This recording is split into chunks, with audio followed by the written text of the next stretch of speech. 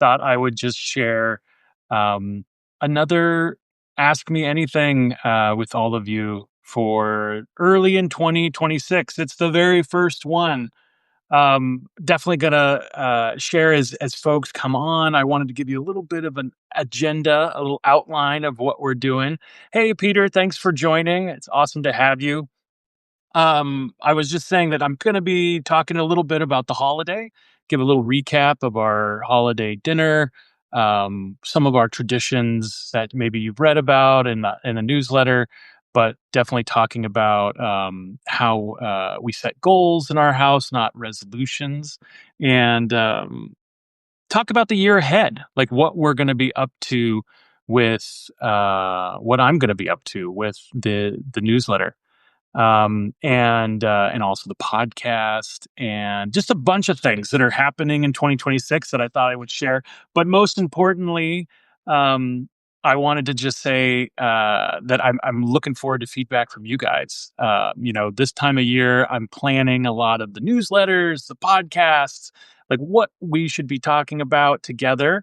And I just love this forum because it gives me a chance to hear from you. So please use the chat and write a message if you can, if you have questions of your own, and I'll be asking you questions all along the way. So yeah, let me start off. Basically, this year was a busy year. This last year, 2025, I did a ton of travel. Some of it I got to write for you guys, talking about Tanzania and the East Coast and France. But I also got to go places like Barcelona, which I'm still working on a piece about that, where I took my daughter to Barcelona on our way back from Tanzania because it was the cheapest plane ticket out of Europe. But also, I got to go to New Mexico. I'm going to be writing some about that in the future, and it was a busy season. I was on an airplane every month, and that is back in the old days when I was corporate Steve. That was pretty common, but I'd say things have been quieter in the last few years. When you're a small business owner, it's hard to get away. But I also got a lot of content from that, and so it was a busy year writing and over 55 articles, I think, this year. And so continue to give you something every week. But then also the podcasts, which are basically an article and a conversation. And I'm curious to hear if any of you have been enjoying those and what you've found most interesting out of the podcast. But we'll talk a little bit more about that later. Um, Holiday was exciting and also chill. We were a small group this year. Often, my family gets together in mass. And this year, my daughter was away at college, so we wanted a quieter holiday. We had a big Thanksgiving where we were all together in Virginia. And so Christmas was like, hey, let's just, we celebrate Christmas in our house, and it's pretty traditional. So we just kind of hung out on Christmas Eve, got the tree up, middle of December, and then had our Christmas Eve chicken noodle soup, which I included as a recipe last week. In the last post yesterday, not last week, that was yesterday. Um, but also we had after chicken noodle soup, we all go to bed so that Santa Claus can come.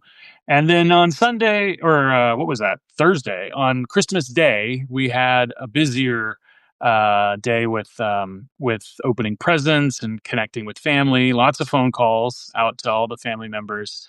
And then I kind of last minute thought about Christmas dinner. So this year I was struggling. I was like, what am I going to do? So I pulled out the prime fib. If you remember that piece from earlier in December, basically taking a chuck roast, which, it's things are tight these days, right? Everybody's trying to find ways to save on budgets, and a rib roast was going for anywhere from $30 to $60 a pound. So this is a great way to make a rib roast without the costs. You use the chuck, which most people know for grind or stew, because chuck is from the neck muscle, and so it's actually pretty tough. not something that you would think you would slice and eat with a fork and knife unless it's been cooked low and slow. So what I do is basically I have to use a special tool, sous vide, which many of you are familiar with, but it's using a hot water bath to cook the meat. And a sous vide machine runs, they used to be outrageously expensive. They've come down to like $200 for the entry level ones. I use a Nova. It's really simple. It's small. I can store it when I don't, because I only use it, a few times a year. But basically, you put the meat into a bag, often using a plastic bag. I now am using these silicone bags, which I used it for the first time this year. I didn't know if it was going to work, but it worked great, and it minimizes the microplastics. But basically, you put the meat in the bag with some seasonings, a little bit of moisture. So I did add just a tablespoon of bone broth, and then an extra scoop of beef tallow that I had, and some bacon fat, and then the Electric City Butcher meat rub, which I know no one has anymore, but but it's a combination of over 12 spices. You could use things like paprika, cumin, um, uh, salt and pepper. Obviously, I use a mushroom powder, which adds some umami, and maybe a little bit of Worcestershire sauce. And I basically put all that into the bags, and you cook the 5 pounds almost of chuck roast in the water at 135 degrees, and you cook it for 24 hours. And I put it in there, had a beautiful cook all the way through that softens and tenderizes the meat, but it locks in the moisture as well. And you don't want to cook it too long because you'll either cure it and it'll start to taste like ham, or it'll start to fall apart. But you want that consistency of steak, which I find about 24 um, hours is the best amount of time. And then you take it out of the sous vide bags. You got to do this about a day in advance because it takes 24, well, 2 days in advance because it takes 24 hours. And then you need another 24 hours for it to sit in the fridge overnight. And I like it to cool back down so you don't overcook the center. Um, and then also reduce some of the moisture on the outside. That helps with browning. And then the next day, so I did that all on Christmas Eve. The next day, I opened up the fridge, took it out of the fridge Christmas morning, and let it temper on the counter, just to come up a little bit in temperature. You don't want it to be 40 degrees in the center, because then what you're going to do is put it in a roasting hot oven, 550 degrees, and for about 15 minutes. I slathered a little bit more bacon fat on the top of it so that there was more oil and more fat to kind of brown the meat, but it doesn't need much. In fact, you want to watch for burning because it will cook through. And it got this delicious crust and this beautiful pink center from the outer edges all the way to the middle, perfectly done at a medium rare to rare, which is how I like my prime rib. And it's sliced out super tender and very well seasoned. That 24 hours in the sous vide with the salt basically wet cures it while it's being cooked. So it was delicious. It was awesome. Everybody loved it. There was barely any leftovers, even though there were only six of us at dinner. We went through a 4.5 pound chuck roast. So you imagine I've got a lot of carnivores in my house. But then we also had some.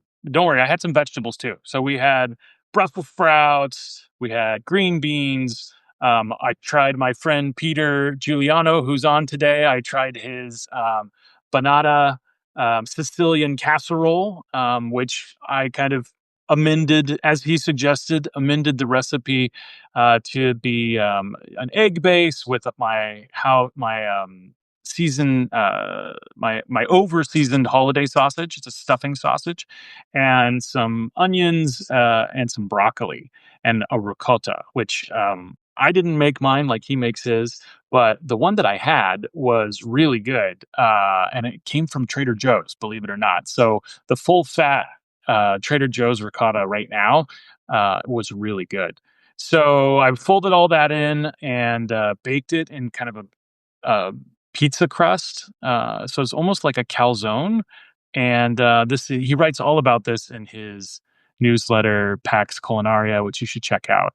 And I know a lot of you are already following him. So we had that. That was the new item, and it was awesome and even better for breakfast the next morning. So we had lots of leftovers because, of course, we made lots of food other than the meat.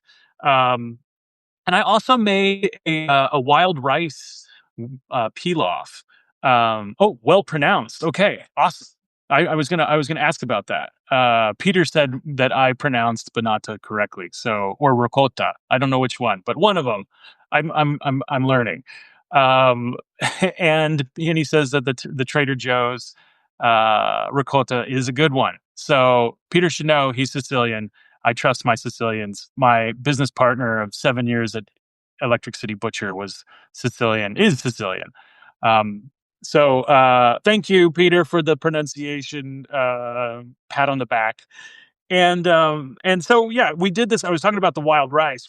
I love wild rice. I don't know what you guys think, but wild rice is actually, like a true grass.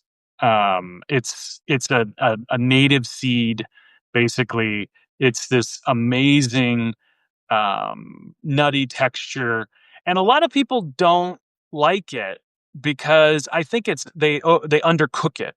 It needs a long time, much longer than normal rice to cook and to get kind of fluffy and light. Otherwise, it can be kind of crunchy or chewy. And so I put my wild rice on for about an hour and a half, and 2-to-1 ratio of liquid. I almost always use some kind of bone broth if I have it, and it's really a slow simmer. And you can put the lid on too if you're willing to watch it, because sometimes it will bubble over.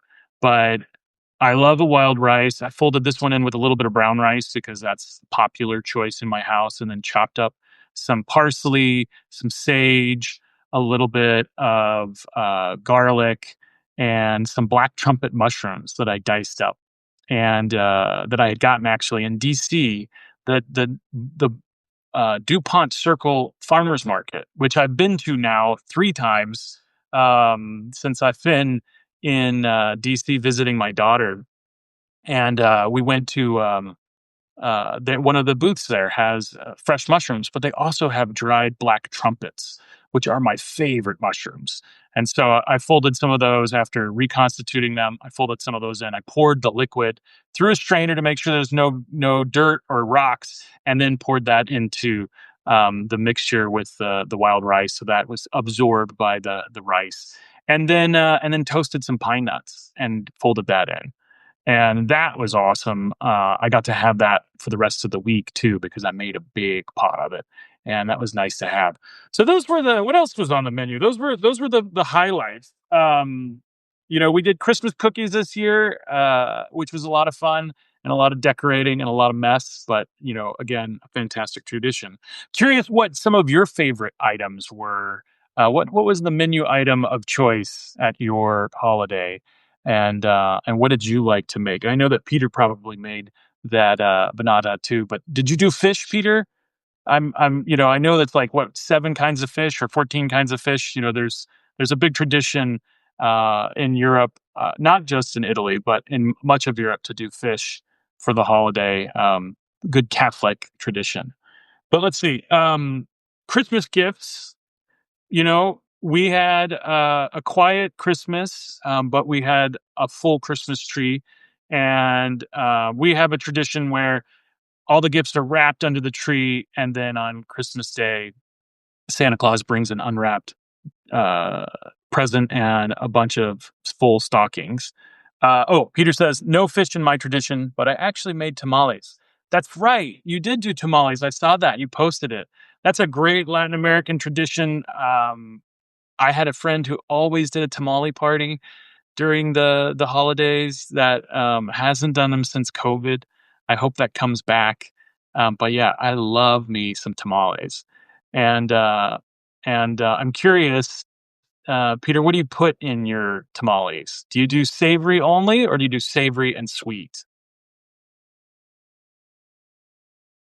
I'm a big fan of savory, and I only like in the last 5 years have explored the sweet ones like pineapple, or a sweet cheese, or actually some folks put like a marmalade, or or even a pickle. I've had like pickled cactus in them. But yeah, savory. I'm with you there, Peter. Peter and I are both savory tamale guys. A little bit of pork shoulder, a little bit of shredded beef.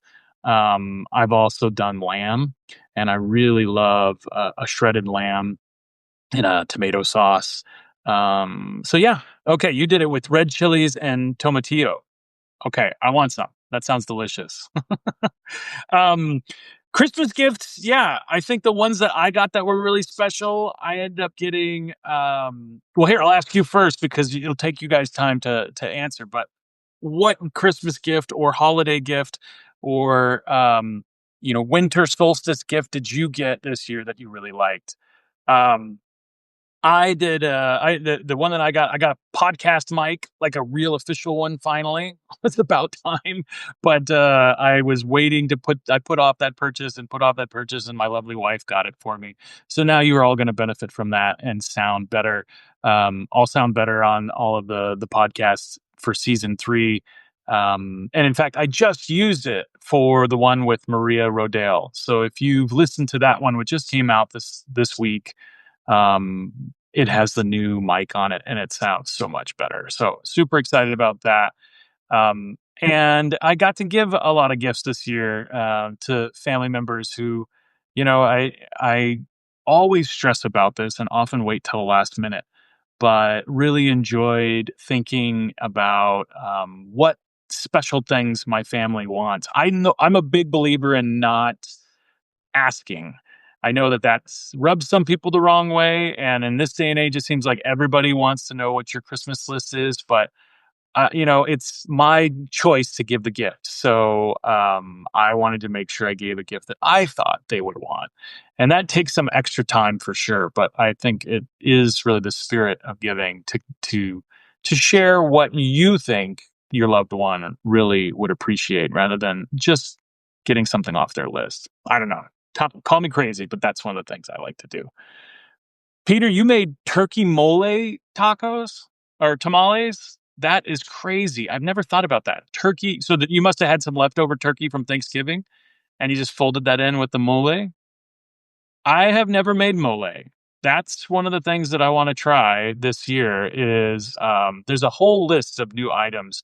And I think I'm going to add that one to it because it's something I love to eat at restaurants. Whenever I see it on a menu, I try it, but I've never ventured to make it myself. So, all right, cool. So, any culinary gifts you guys got, let me know. I'd love to hear more about any, tools or techniques or products that I should be trying out this year. And I love when I get suggestions and ideas from all of you. And I'm hoping that I'll hear more about your holiday treasures in the coming weeks. So put them in the comments or share them later on when you watch this on your own time. Also, just so everybody knows, I mean, that's one thing I failed to mention in previous AMAs. This will be recorded and then posted on Substack, and it's posted as a podcast. But it really is a separate one. I'm thinking about doing a podcast this year that's just me talking, but I love this interaction. So you'll see it on the podcast section of Enlightened Omnivore probably in the next week or so. So if you don't remember something from today's conversation, you can come back and listen. Best parts of Enlightened Omnivore this year. I was super excited about so much of the content this year. I tried a lot of new things. I went a lot of exciting places. And you guys voted with your eyeballs, as you always do. The best one, I mentioned this in my article this week or last week. Some of these are in there, but the Trader Joe's piece, I'm pulling it up right now on my computer. And it was the Confessions of a Trader Joe's Addict. I'm self-proclaimed. Absolutely. We shop at Trader Joe's. Not at least 2 or 3 times a week. It's only I could walk to it. It's very close. Very lucky in our little pedestrian town. But that was the most popular of the year by far. And there's all kinds of really great suggestions in there. The wine, especially, is something that's still there that I rely on for parties and as my daily driver. Wine when I don't have a chance to pull something out of the cellar or go get a special bottle for a special occasion. But yeah, I'm thinking about. I got a bunch of suggestions from you guys. Your favorite things at Trader Joe's. Maybe the ricotta has got to go on there now. Ricotta. But if there's other things that you guys have thought about, I'd love to hear them because I want to do that quarterly, where I share kind of my most recent findings from them. And again, full disclosure, I don't get any no endorsements here yet. But if you're listening, Trader Joe's, I'd be interested. But yeah, that is definitely was the most popular newsletter post. Also, my interview with David Zarling at the beginning of the year. This was podcast season 1. That podcast is still the most popular in downloads. And I think it's fascinating because it's about a topic that a lot of people are uncomfortable with. He talked a lot about his experience in animal processing or the slaughterhouse, really. And he has had a long career, even though he's a young guy, he's younger than I am. He's had a long career in animal processing and now in developing more humane, more responsible, and more efficient means of processing animals for smaller farmers. He focuses on small ranches and mid-sized ranches who don't benefit from the factory farming machine that pretty much lives in the Midwest. These huge facilities where animals are trucked into to be processed.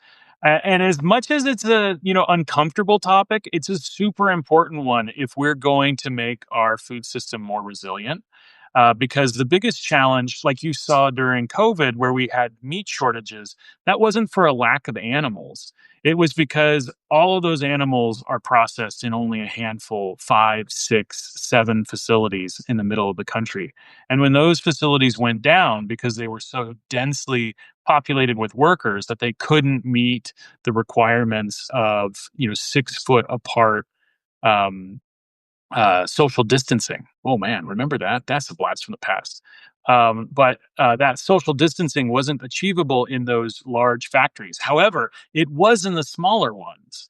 And so a lot of the smaller ranchers, like the folks that provided us meat at Electric City Butcher and Graze and Gather, they were able to give us all kinds of product. And so we never ran short of supply. So it's things like that we talk a bit about that. We talk a lot about kind of the toll that job takes on employees and the kinds of people that take up that work. It was a fascinating conversation. I'm going to have him back on for sure because a lot is changing in that world, especially with what's going on in public policy and in Washington around agriculture right now. So that was that was your favorite podcast of the year. I think the two others that I really enjoyed, and I'm not just saying this because Peter's on today, but if you haven't checked out the last two podcasts, Peter Giuliano and Maria Rodale. Peter and I talked everything about coffee. I learned a ton, even though I had been in the business and had explored a lot of the world of coffee in the past. But he had so many interesting things to share. And then we got into it a little bit in a friendly discussion about our differing perspectives on what are the solutions for regenerative and responsible agriculture in the 21st century. I know can be a heady topic for some people, but I think you'd be impressed that we really keep it at the lowbrow level, the approachable level for everybody. We're not trying to overwhelm you with acronyms or complicated legislation. It's really about what are the simple things that we should think about, the tenets of being responsible with the soil and being responsible with the food we put in our bodies, how we raise it. So that was a fun conversation. And then Maria Rodale blew my mind. She talked about shamanistic drum uh, shamanistic drum journeying, which is a fascinating topic. It's basically having hallucinations without drugs. So I know a lot of people have talked about psychedelics, and there's some amazing documentaries on Netflix. One with Michael Pollan, another one related to the benefits of psychedelics for military veterans. Both of those amazing documentaries. You should check them out. I can't remember the names of them offhand, but I'll put them in the notes for this post. Um, but this is a totally different conversation. This is about connecting with nature in a fully spiritual way, not just in the physical way that I do with my gardening, but also in a way that's much more profound and helped her understand not only her garden but kind of the larger world that we're living in. And she's been writing a lot. She's a little more political than I am. You could go and enjoy her newsletter, and she's got a post I think today on Venezuela, which you can check out. But Maria's conversation with me on the podcast was really fun and really informative, and kind of expanded not only my palate but my mind, which is what Enlightened Omnivore is all about. Uh, the What are your favorites? I'm curious. Like, what were some of the things that you guys saw, or read, or listened to this year from Enlightened Omnivore, or others on Substack that really got you thinking and really got you interested? Because I think that is something I've been so thankful for the community here on Substack and all of the people I've met, folks like Peter, like Nikki Sizemore. Um, uh, there's so many, Rebecca Blackwell. There's like lots of energy, positive energy out there for writing. And that's kept me coming back to the community. But really hearing from all of you, all of my readers and listeners, about what you find compelling, either in my content or in other writers on Substack, or what are we not talking about on Substack? Because I feel like sometimes, every community has a little bubble, and it's like, what do we do to get outside that bubble and add new things? So let me know what you think. Put them in the comments. And oh, there we go. So is it S Hato or Chateau? Loved hearing from Pascal. Yeah, absolutely. Oh my gosh. Pascal Baudard, he is a national treasure. I mean, he is such an amazing man, such a kind man, such a generous man. If you haven't listened to the podcast that came out, I think in November, Pascal is a forager, but not only is he a forager, he's a wild crafter, as he likes to call it. He goes out in Southern California and forages invasive plants and edibles, and then turns them into amazing foods and beverages. He's a Belgian and loves his beer and fermented product. So he makes all kinds of beers and wines and kimchis and pickle. And you can take his class where he leads you out to show you everything, or you can buy his book. I mean, he just did a great book on wild grasses. And this was really special to me because as a child, I thought about um, what were these things that stuck in my socks, these little burrs, and they later in life I realized they look like heads of wheat. And so I was like, wait a minute, are these seeds edible? Because basically those little things that get stuck in your socks and your shoes, they're designed by nature to do that, so that they get carried off, stuck in some animal pelt or in a human's clothing or hair, and then they get carried off somewhere else and distributed. So it's a way to spread the seed of all of these grasses, especially. Uh, but I've tried to pick them apart. I've looked at the inside, never really understood what to do with it.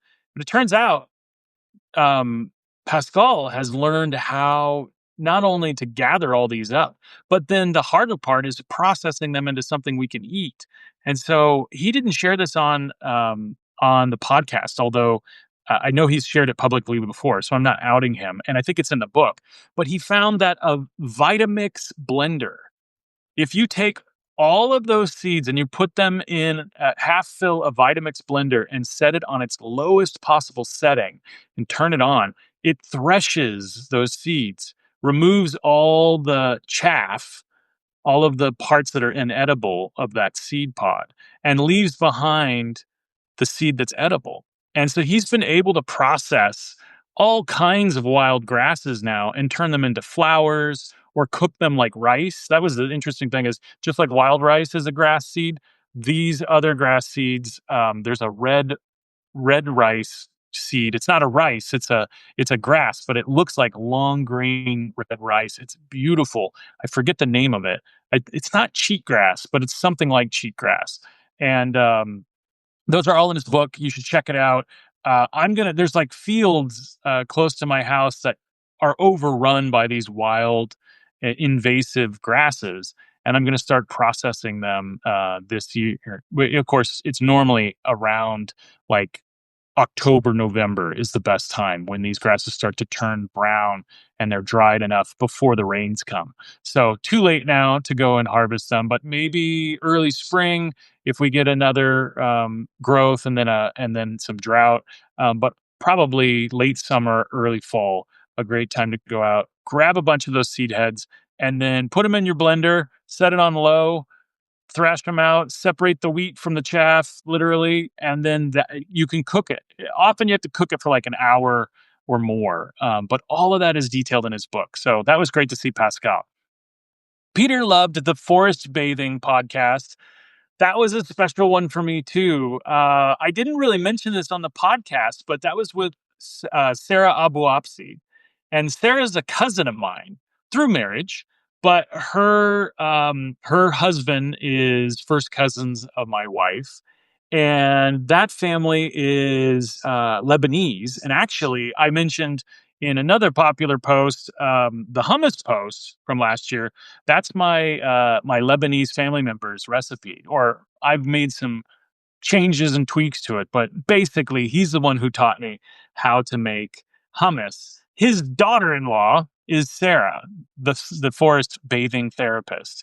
And so if you missed that podcast, it really just sets everything straight for me in terms of how medicinal the natural world is.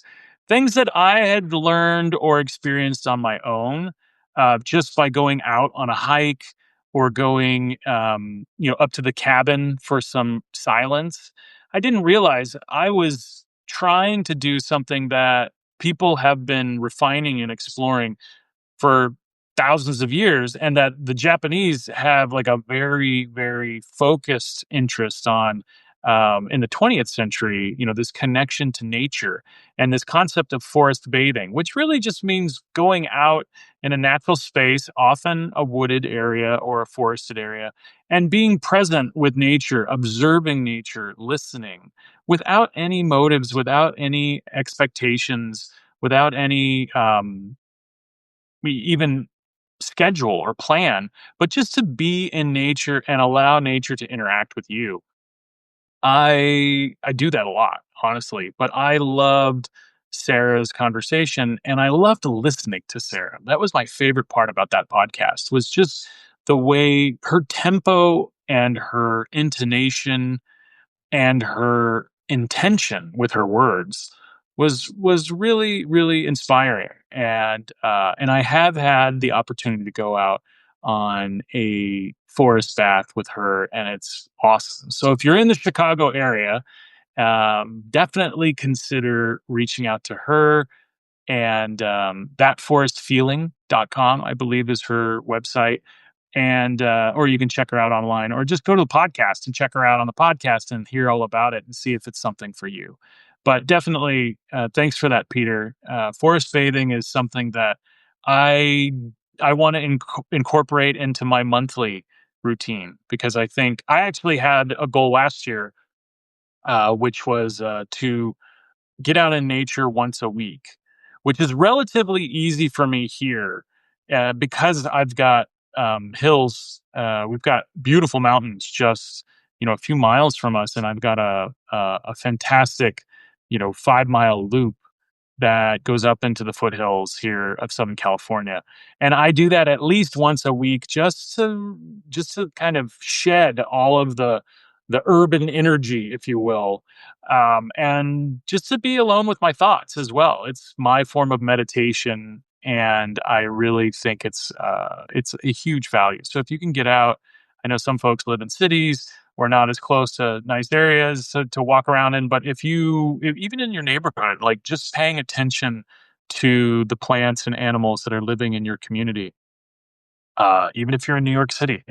I was out there in August. I got 3 days in New York City in August, and all by myself. It was kind of a random thing. I had a big um, camping trip plan that fell through, and still wanted to visit with a friend of mine, but he was working during the day, so I ended up just wandering around Manhattan for the most of 3 days, and Central Park is just full of all kinds of animals, but so are the more urban streets.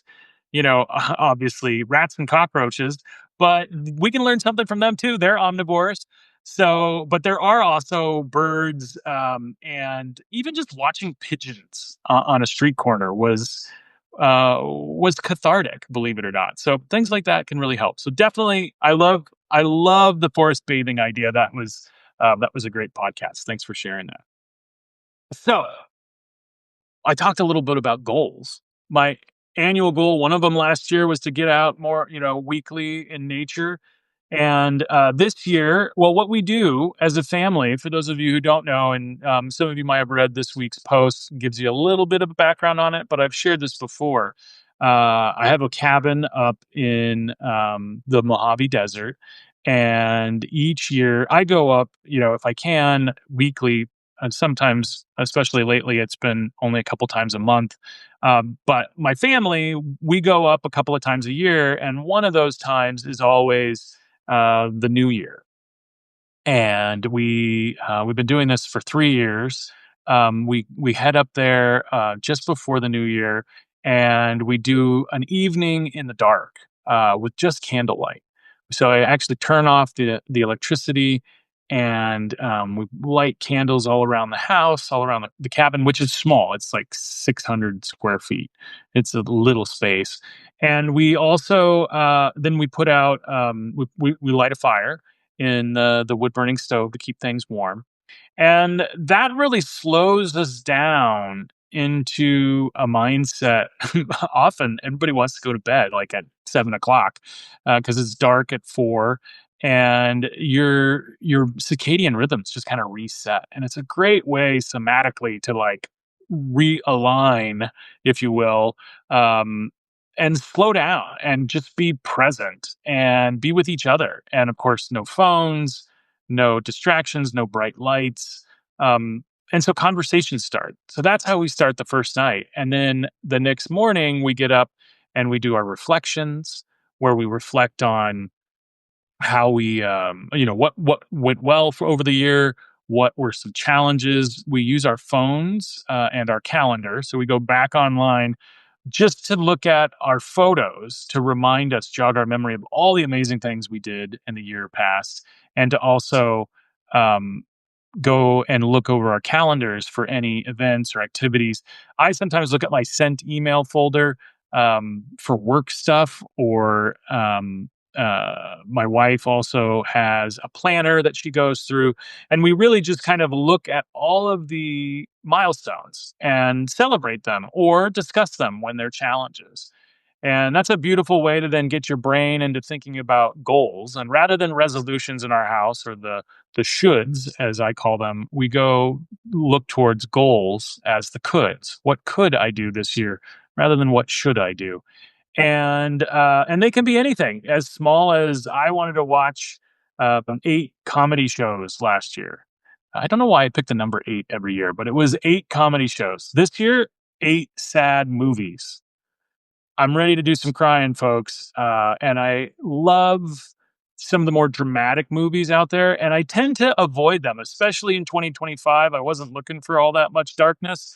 2026 is a year to not be afraid of the dark, in my mind. And so I want to lean into 8 sad movies and watch those. So you could do, I had a friend who talked about or I saw this on social media, her post that she said, hey, I'm going to eat a fruit every time I see a new fruit in the grocery store. I'm going to buy it and eat it. Like, it doesn't have to be a crazy goal, but the ones that I'm really excited about for this year, I'm going to be doing a date night with my wife once a month. Which, as much as that sounds like it's not frequent enough in my head, it is probably the as realistic a goal as I'm going to get with that, because our lives are so crazy around here. Um, I'm also going to do yoga. I used to do yoga a lot, and I have some great friends that are yoga instructors, and I have plenty of options here in our town. But I stopped going to yoga during probably just during COVID, I guess, and I never came back. And boy, as I've gotten older, I've gotten less flexible, and that used to be one of my strengths. It's now a major weakness. So I'm working on that. And then I'm going to be working on a new book proposal. I'm still working on the pruning book, which many of you have read, the Les Olives series on Enlightened Omnivore, that are some of the precursors to that book idea. That is still being bantered around, but I'm really focused on this new idea that I'll share with all of you, over the next 6 months, which is really defining what enlightened omnivore means to me, and specifically what omnivores, some of the most successful organisms on the planet, have taught me. Why is it that omnivores are the most prolific animals and the only ones really thriving in this current ecosystem? This Anthropocene period is what they're calling it now, where humans are dominating the ecology. We're omnivores, but animals that are also dominating and surviving and thriving are animals like coyotes and rats and ants, birds that are omnivores, specifically bears are coming back in large population. These are, and you might say, well, what about the polar bear? Well, the polar bear is a carnivore. It eats exclusively seals. It doesn't forage anything else, probably because there's not much else up in the Arctic.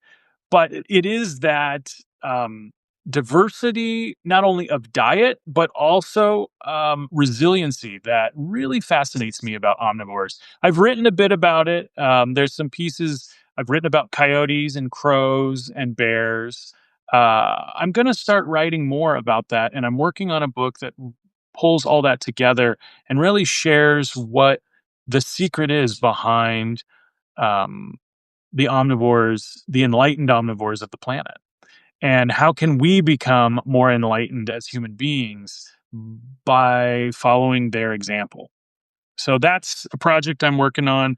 That book proposal I'm hoping to get out soon, maybe by the end of January, and then I'll be writing about it as a series, in the newsletter. Which then leads me to the year ahead. Let's talk about the year ahead. What is new for Enlightened Omnivore? So obviously the newsletter is going to continue to come out every week on Saturdays, and there'll be a bunch of new recipes. I'm shooting for 12 new recipes once a month this year, for all you paid subscribers. I will also be doing an Ask Me Anything once a month in 2026. And season 2 of the podcast, season 2 wraps up in about 4 more weeks. I think we have episodes through the first week of February, but then I'll take a hiatus probably through the summer. And then in September, we'll launch season 3 in earnest, just like I did this year. And season 3 will have all new guests.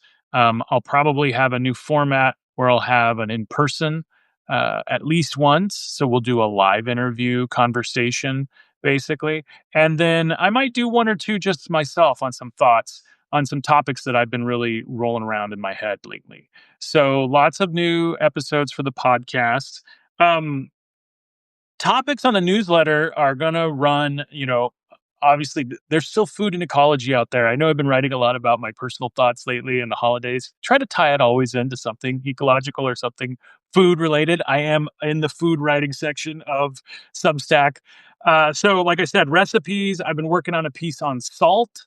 I'm also gonna do more pieces about omnivores, like I said, and really exploring just the larger questions about regenerative agriculture and highlighting some of the champions of that work, because I think that's the only way ahead for us to have not only environmentally responsible food, but also more delicious food and more nutritious food. This is a huge issue that a lot of people aren't talking about is, you know, you can tell the difference between a homegrown tomato and a store-bought one just by biting into it.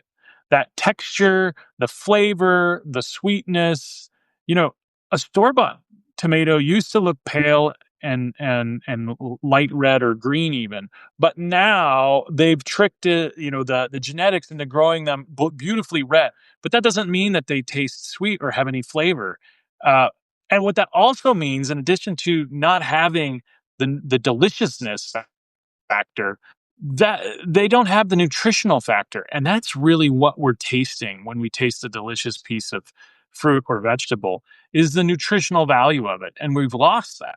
So I'm going to be talking to some experts in that area, really getting into the nitty gritty of what makes, um, why is our food less nutritious now than it was 50 years ago, which is a scientific fact, and what is making it less beneficial to us, even as we're looking, even as more and more people are eating processed foods. Um, when they choose to eat vegetables, the vegetables are of lower quality. So exploring all those topics. Another interesting thing I'm really curious to think of, well, by the way, tell me what you guys want to hear. What do you guys want to hear in the podcast? What are you guys really interested in topics that I can share in the newsletter? Like, tell me what you're thinking about right now in food and in ecology and travel, even. I'm going to be writing a bit about that. Um, but tell me, like, what are those things that you're really curious about? Um, then the other topic that I wanted to share that is one that I'm really passionate about, but doesn't have as strong a corollary yet to the core subjects of Enlightened Omnivore. And maybe this is a spin-off, who knows? But really, what is healthy masculinity? I have a son who's 14 years old. Well, will be 14 here in a couple of days. And I really, I am really struggling to see a path forward for young men. And I spend a lot of my time trying to engage and demonstrate and model for him what a man in the 21st century really means. And quite honestly, I don't even know. I'm making it up as I go. And so, what is so important, I think, right now for this young, lost generation of men is to uncover some basic tenets of what healthy masculinity looks like, how that relates to the world, and how that relates to nature. And there's some fascinating experts in this field that I've been listening to and reading. And some of my favorite podcasts this year have been on this topic. So the podcasts I've listened to, but you're going to hear more from me about it. I'm probably going to do something every month, and I don't know yet if that'll be just in the newsletter or in the podcast. It may be just a special email to paid subscribers on occasion. But I am really, really curious about this topic and how it relates to the 21st century male, because we need a structure and a process and an approach and a safe space to explore everything that defines us as men and how we can be, more contributing to society, to the relationships that we have with our friends and family, romantic relationships, and just, for like procreation. Like, we're not engaging in real life anymore. It feels like, and more I see young men and young women basically interacting with their own genders and not doing as much cross pollination as we used to see. So, why is that? What does that mean? And how can we address that? Those are all topics that I'm really exploring this year. So, healthy masculinity for sure. Uh, in 2026. Oh yeah, so tell me what you think of that, by the way. Go ahead and put it in the comments there if you got any questions. You think that's way off in left field? I'm open to it. I'm going to be giving a talk actually in February at a local college on this topic, so we'll see. I'll get a whole bunch of more ideas there, but you'll probably see it sometime, in the spring or early summer. I start to pepper that into Enlightened Omnivore. All right, some foods I want to try in 2026. This is like, critical topic. What am I going to do new to spice up my recipes to make something new for dinner finally?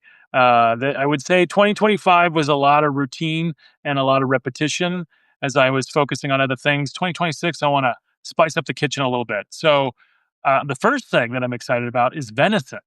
One of my subscribers, Kurt, who lives here locally, lovely man, he brought me some of his venison that he harvested this year in his hunt.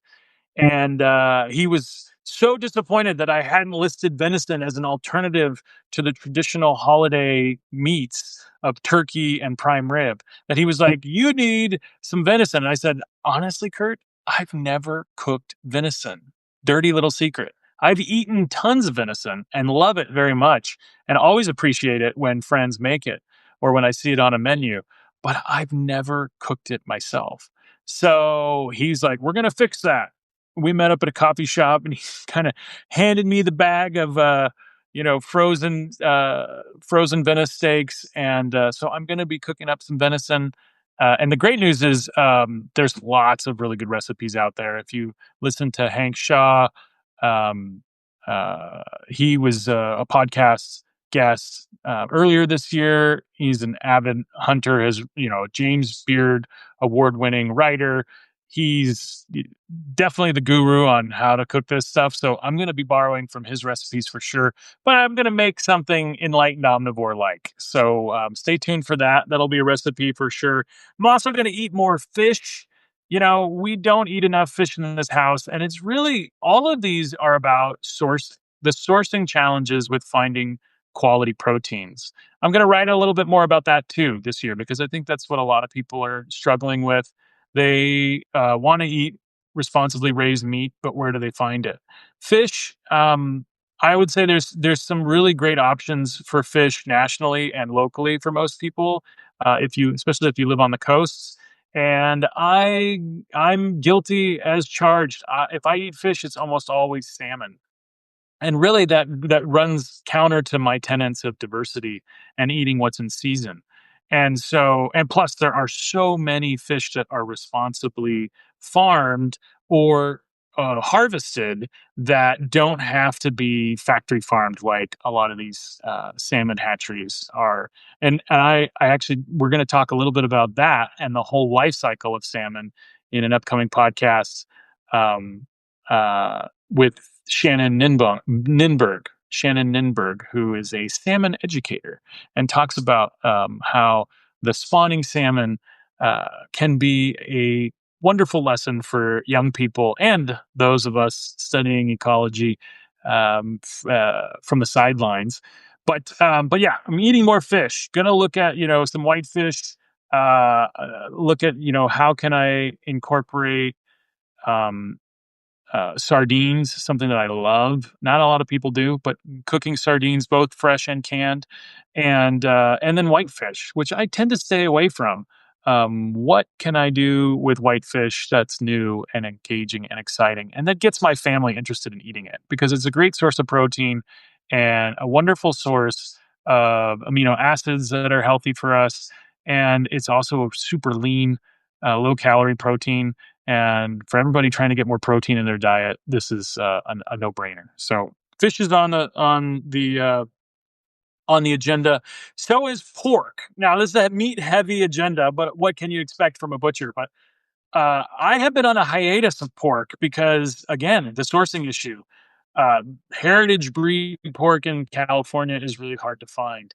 I have been pretty impressed with Sprouts. Up until maybe 2 years ago, I hadn't found a grocery store pork that I thought was anything like the heritage breed slow raised pork that we'd been selling in our butcher shops. This is no Llano Seco pork. If you're familiar with them, they unfortunately went out of business several years ago. This is not um, Country Time pork, which is another great pork that's up in the Pacific Northwest. This is a good substitute, and I've made sausage now with it. I did a wonderful copa roast, which we hadn't had in years, and so pork is on the agenda for 2026. And so are salad composés, which is a French term for just a really cool mixed salad. The other night, I made a celery salad that mandolin celery, beautiful. I put in some cherries, some dried cherries. Some I put in some of that wild rice that I had left over with pine nuts. Um, I put in. It says on my internet. I hope you guys can still see me out there. Thumbs up if you can still hear me because it said my internet went out for a second. But I was talking about salad composé and definitely want to do more mixed salads that are more substantial, that have things like dried fruits and nuts and other flavors in them. We eat a green salad almost every meal at our house, but I really want to have some salads that are things that you can have during the week that have some more body to them and more calories, so that you can eat something on the go or something for lunch. And so I'll be exploring that and all my favorite things I want to put in there. Travel. I'm going back to France this year in March. You'll be hearing about the pruning season in March and April on the newsletter. Going to the Midwest this summer. So exploring the foods of the Midwest, which Hank Shaw and Peter Giuliano tell me these low foods are the foods that I need to explore. So I'll be heading out there and seeing like what is the cuisine of the Midwest, because it's probably the most American cuisine, but it's also, there's lots of lessons to be learned there. So I'll be traveling there. And then I'm going to be in New England this summer as well. Hopefully, doing some more of my favorite shellfish recipes. And then I'm in New Mexico. I've been going to New Mexico every year, visiting my good friend Kurt, who will be on the podcast later this year. I love that state, and so I haven't really shared it with you guys. I plan to in the coming year. So that's it. That's where I'm at. Where are you guys headed? Put them in the comments. Send me an email. Share with me all the wonderful things that are in store for you in 2026 and what you want to hear from me.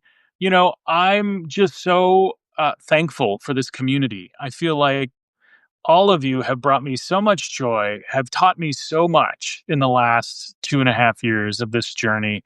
And I can't wait for 2026. I can't wait to see what it is that is in store for not only the food world, but also the environmental world, and digging deeper into some of these spiritual questions too. I know that it's not for everybody, but I find every time I learn from someone who has a spiritual practice or a mindfulness practice or something that they set with intention, it really gets me thinking back to my core tenets of that medicine wheel, which has become such a compass for me in my life. So, looking forward to sharing some of those thoughts with you. Looking forward to hearing more about what's in store for you in the coming year. And thank you so much to all of you for being a part of this community.